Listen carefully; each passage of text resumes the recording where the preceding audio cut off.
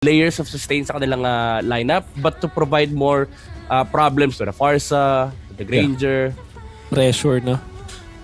You apply the pressure dun sa mga clash. But I think in the first turtle, ang magiging tricky for the Philippines. Kasi usually kapag pag na-Exodia lineup tayo sa Team Liquid / Team Philippines ngayon, gusto natin makuha yung first turtle at gusto natin malakas tayo doon. Meron tayong Yuzhong, which in itself napakalakas na ganyan.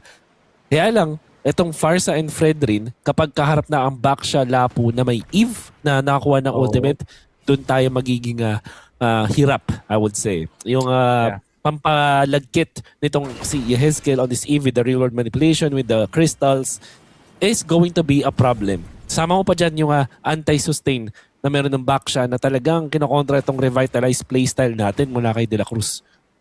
Yeah. Actually, pag nagbilangan nga tayo ng problema, mas marami yung sa Team Philippines. Kumaga, mas marami silang kailangan solusyonan. Yung mga talon mula kay Baksha, mula kay Khalid, even yung Claude, honestly. Like, ang daming po problemahin ni Pabico mamaya pagdating sa late game ni Soriano. Kaso yun nga lang, ang problema ng Indonesia, yung Dragon ni Vinuya. Mamaya mo na intindihin yung mga problema namin. Intindihin nyo yung Dragon ni Vinuya. First turtle ay hindi pa pala problema. Mas malaking problema pa pala yung laning stage na ipinanalo na dito ni Vinuya. Napakalaking bagay nito because this will open up the map so much. Hindi makaka-rest po agad itong Lapu-Lapu, makakaangat itong Gatot Kacha as we are seeing right now. And syempre itong si Fredrin ay malayang makakuha ng farm na meron siya. Nakita natin dito ang Philippines na may mas maraming impormasyon kung ano ginagawa ng Indonesia at level 2 pa lang ang Lapu-Lapu ng Indonesia. Yeah, technically speaking nga, parang pwede mo nang i-guarantee. Ngayon pa lang, yung dalawang turtle mapupunta na sa Philippines. Kasi sa ganitong klaseng start, malaking factor talaga. Grabe.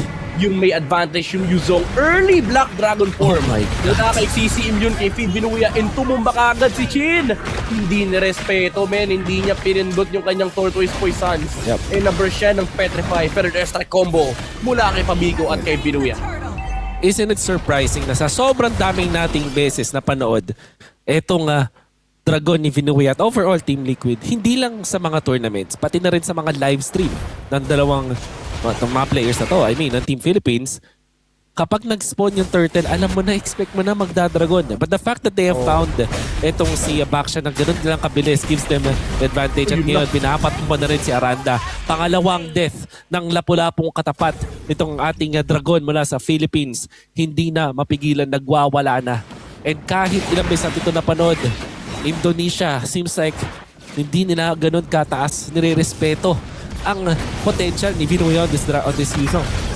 Yep, Prepri Steel mula kay Nepomuceno, makukuha niya yung farm ni Chin dito and nagamit din yung Tortoise Poisons. That means for Indonesia, medyo kulang yung kanilang early game aggression ngayon dahil technically wala sa team fight or kung may magkakaroon ng skirmish, wala yung Baksha. Ang mapoprovide na lang is yung additional stun. Pero yung kunot ng isang Baksha ay hindi mag-i-exist for at least a minute. So again, this opens up the map para sa Team Philippines. And grabe yung pinapakitang combo talaga ni Pabico tsaka ni Vinuya. Kahit aminin man, kahit hindi man nila aminin, nag-i-exist yung Sansan duo. That's right. It's gonna be a problem later on as well. Siguro, ang pwede natin sabihin saving grace dito para sa Indonesia is malakas pa rin naman talaga yung kanilang 5-man composition pag nagkaroon sila ng opening na pagsabay-sabayin yun.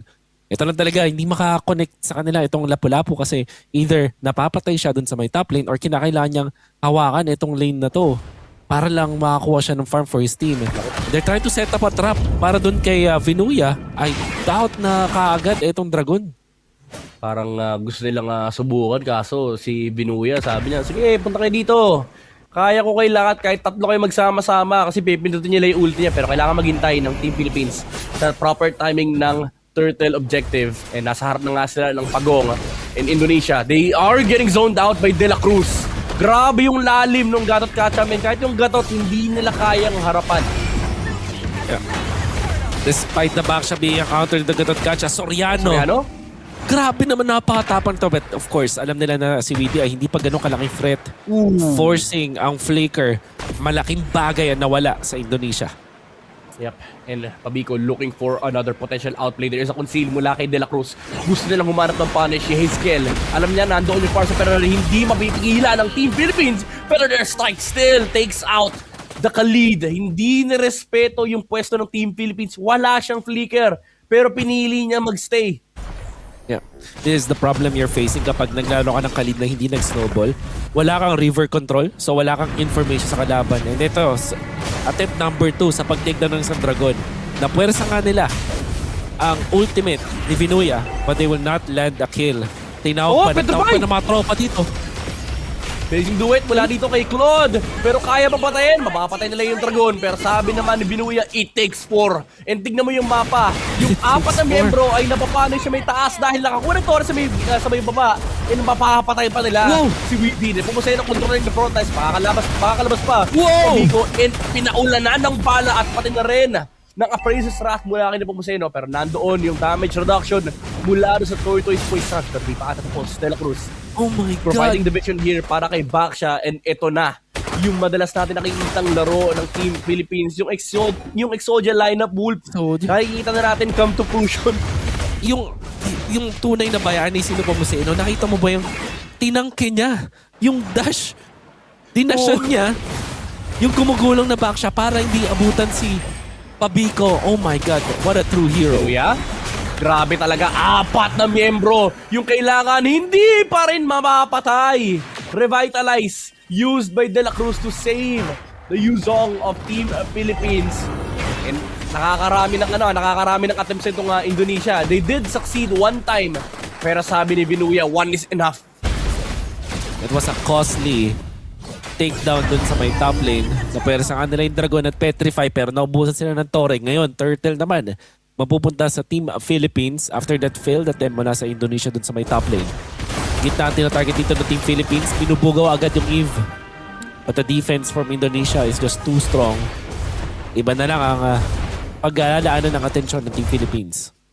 Yeah, grabe yung control sa may middle lane ng Team Philippines. Even though yung Team Indonesia yung may hawak ng Baksha, hindi sila makasilip, hindi nila alam kung nasan si De La Cruz, and hindi nila alam kung re-respo si Vinuya kasi hindi nagpapakita sa mapa yung Yuzong. And syempre, sa perspective ng Indonesia, men, pag tayo lumaban dito, 4B-pots, bigla nagka-dragon, takbuhan tayo lahat, Pulasan na. Which is the right reaction kung sakali. Pabico. 4-0 para sa ating Farsa. Hindi nagtitipid na kanyang ultimate. Feathered Airstrike. Siege sa top ang kanilang next target dito. Naghahanap na ng angulo si De La Cruz. Yep. Nagpakita yung dragon sa may bandang ibaba kasi hindi na nila kaya depensahan yung top lane. Nakaharang si De La Cruz. Nandoon naman si Aranda para mag-clear ng wave, pero look at the middle lane. Nandito na naman yung Team Philippines. And Vinuya clearing some waves on the bot side. Hindi na alam ng Indonesia kung saan sila pupunta. Try na lang ulit natin yung Dragon Men. Teka lang, 3 lang tayo dito. Sige na, pwede na ito. Conceal. Lalabanan nila once again. Oh no. Yung Dragon ni Vinuya na dodge. Nandun pa yung knock-up. Misconnection mula sa Team Indonesia. Kaya pa ba nilang ilaban to, Chin? Na paggamit ng Tortoise Poison, stuck muna, pulasan na. Hindi pa rin sapat, men. 3 lang kasi yung pinadala ng Indonesia. For sure, ang daming words of affirmation na bitaw ni Vinuya doon. Kung gaano kalupit yung kanya side set, Weedy naman. Makakataas ang dito. Eve Ultimate, actually catching 3 members ng Philippines ngayon. Kagod na si Pabico. But nandito na yung Dragon Midnight. Black Dragon 4 mula kay Vinuya, flicker out mula kay Eve, nandoon yung pagkabit na kanya sa second skill, aabot pa niya si Hazekel, De La Cruz, sustaining the front line, Blazing Duet, walang tinamaan, si Chin ay tutumba na rin, that's the backshot gone, and sa harap pa ng Lord, Team Philippines, they are poised right now to take the objective. Kawawa naman yung Sahig Wolf, na Blazing Duet yung Sahig. Tinesting lang. Kung gumagana nga ba talaga ang Blazing Duet na yun nagwala sa dance floor. Etong si Leonardo. Unfortunately, Team Philippines sobrang handa. Makakuha nila yung Lord ng ganun-ganun lang.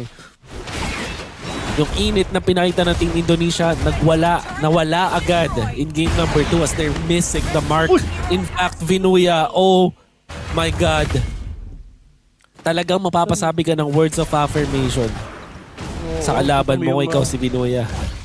Kita mo yung ginawa ko, I love you pare. Pero hindi ko alam kung saan papunta actually yung Raging Sunstorm na yun. Ang lupit mo pero I love you. Yung Raging Sunstorm ni Weedy. Papunta rin sa Dragon Men.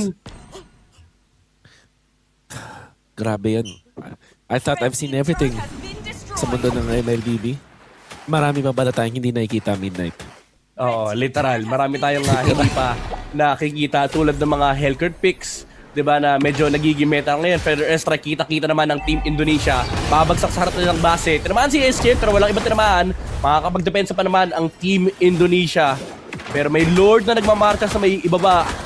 Kailangan nilang manatili sa kanilang base, and si Binuya pinagmamantsagan niya, men, binibilang niya yung hero. Sabi niya, kaya ko to eh. Itong limang to, pag may pumulas dyan, kaya kong ubusin yung mga miyembro ng Team Indonesia. Kung bumagsak na yung Lord sa base ng Indonesia, babagsak si Chin. Hindi niya kinayang saluhin yung mga Death Sonata mula dito kay Soriano, and ito na yung Black Dragon form, RWM mula dito kay Yehiskel. Third strike mula kay Pabigo, mapapatumba nila si Aranda. Hindi man lang nakalaban yung Lapu-Lapu. Hindi na naging brave yung kanilang fighter. And ito na yung Petrify combo mula kay Binuya. Tutumba ba?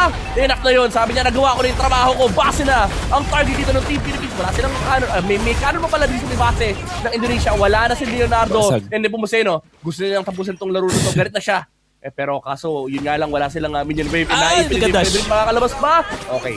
Mapapatay nila yung Fredrin, pero Pabico looking for the punish. Yun nga lang, may back siya na Rumorolyo. Yeah. Team Indonesia will survive for now. Hindi maganda ang mapa para sa kanila sa ngayon. Nauubusan na sila ng mga resources dahil kinukuha pa nitong si Soriano yung kanilang mga green camps despite Nepomuceno being down. At ang pinakamasakit dyan ay 40 seconds pa bago mag-spawn ang next na Lord natin. So yung depensa ng Indonesia dito at kill nila kay Nepomuceno ay hindi ganun kalaki yung punish.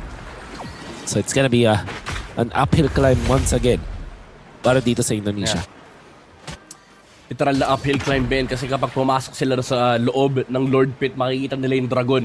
Titingala ang buong Indonesia dahil kailangan nilang abangan si Vinuya. This is a very commanding position for Team Philippines. Nagalit sila sa resulta ng game number 1. Indonesia, they're fighting for late game. Kailangan nilang bigyan ng maraming farm itong si Leonardo. The question is, will they have enough time? Seems like kahit may oras ata, yung problema dito si De La Cruz eh. Nakita mo naman kung gano'n sila kadaling na spot out dito. So the next question is, ano yung gagawing move dito ng Philippines? Pagsasabayin ba nila yung minion waves para in a way manalify yung wave clear ng Indonesia? May ganun kasi. Pag alam mong Eve or Farsa yung katapat mo, mas maganda pagsabay-sabayin mo yung mga minions para isa lang yung mamamanage ng isang Eve. Seems like madali ang depensa para sa Indonesia sa ngayon. Yeah. Kontrolado pa naman ng Philippines ang base rito ng Indonesia. Hindi man nila mapagsasabay yung mid at yung dalawang side lane. Sabay naman yung top at bot na clear nila yon. Black Dragon form with the Feather Airstrike. Gusto nila talagang pasagin itong Torre sa harap ng Indonesia in the middle lane. 2 lanes left. Actually, 1 lane left for in Philippines. And bumagsak na naman yung back siya. Napakalambot nung gulong ng Indonesia. And ito na yung Lord. Nagmamarke sa harap ng base nila. Look at the Dragon. Leonardo with a Blazing Duet. No damage on this Claude. And Aranda falls down to the bullets of the Granger. And tutumba na rin si Leonardo. Triple kill para kay Soriano. Nag-aarap siya ng isa pang kill. And Pabico takes it. Along